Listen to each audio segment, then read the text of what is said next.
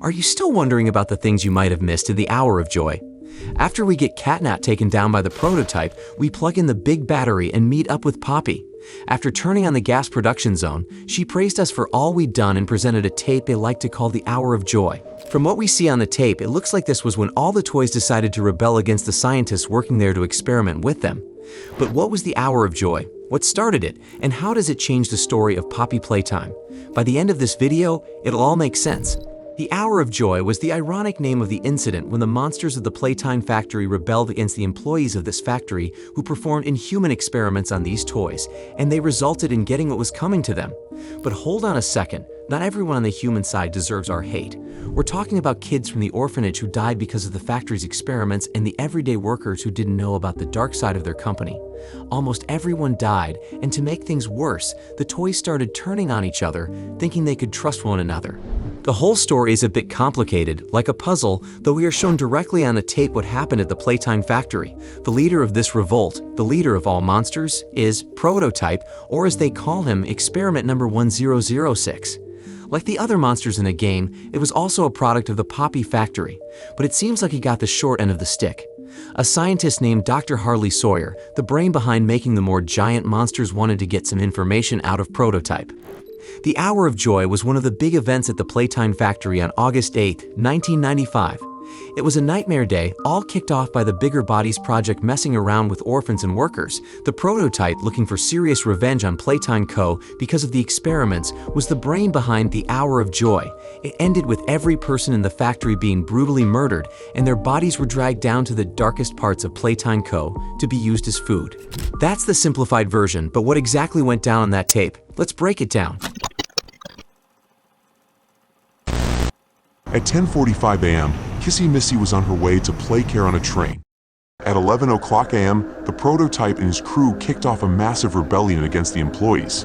In the tape, Poppy shows us first Huggy Wuggy attacking and going after the employees in the main lobby, and we guess, killing the scientists later on. Afterward, we see Mommy Longlegs killing people at the game station by picking them up and dropping them from way up high. Over at the water treatment, another employee gets overwhelmed and likely devoured by smiling critters and huggies. The scene then cuts to a school hallway where Miss Delights and her sisters chase a guy into a classroom.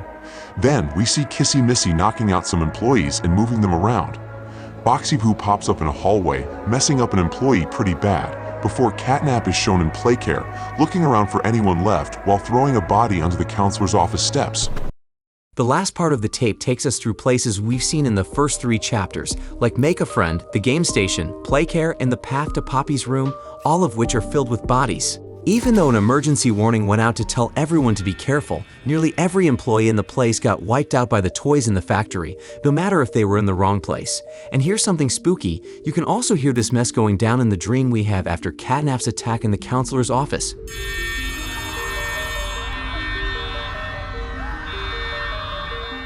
That makes me believe maybe the person we're playing isn't really who we think he is.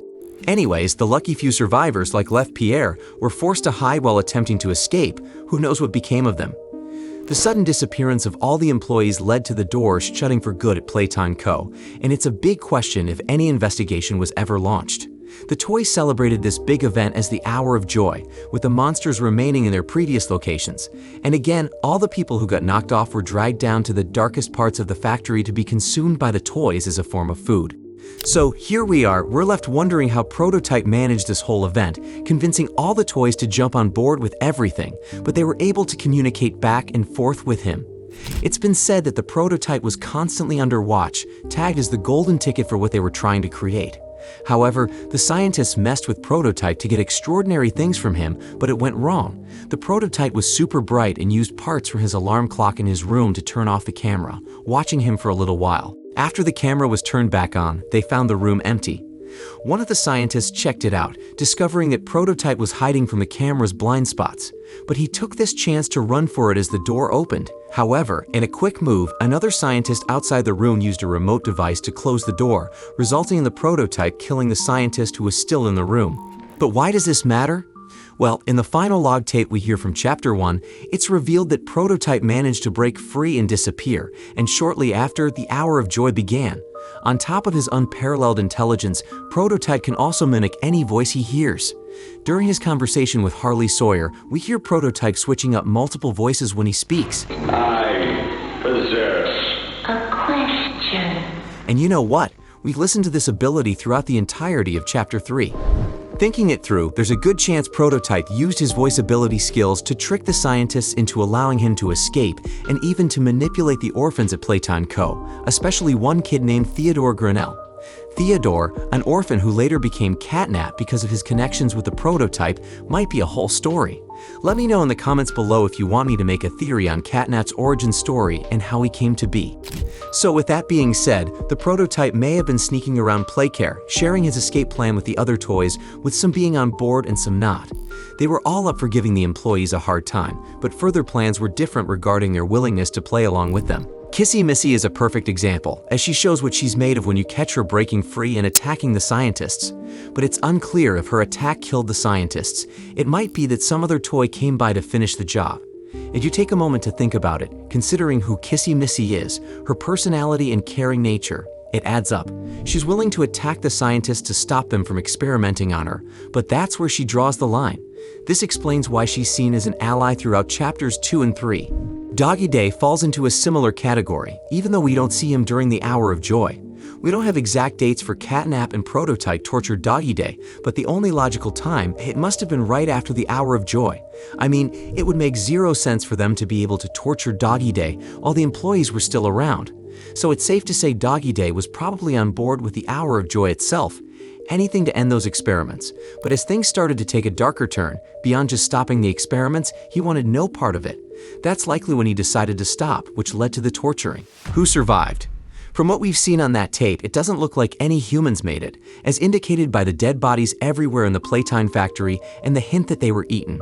Perhaps the monsters who tasted blood remain in an aggressive state. Take Kissy Missy, for example. She did not eat anyone, and that's probably why she's still around and not looking to start trouble. The company employees and children from the orphanage seem to be gone. But what about the prominent leaders of Playtime Co. behind all these horrible experiments? Did they make it out? Or did they end up like the rest?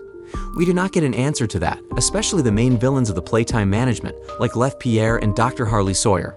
If we go back to the end of the first chapter and listen to that final tape 6, where it talks about the Prototype.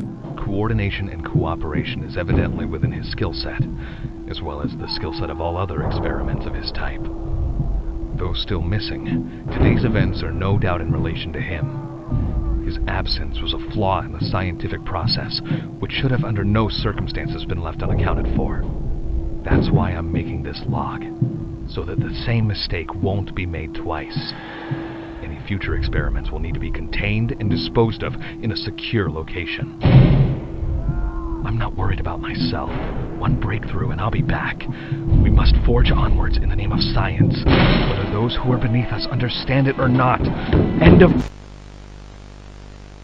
This part, likely recorded during the Hour of Joy, is where we hear the voice of Dr. Harley Sawyer.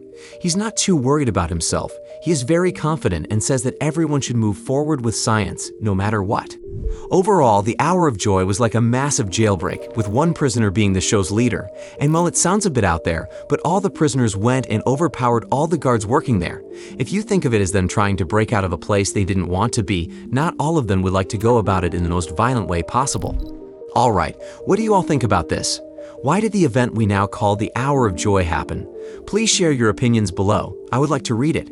And if you liked this video, smash that like button and subscribe to stay on top of all Poppy Playtime news and theories. That's it for today's video. See you soon, and until then, take care and bye.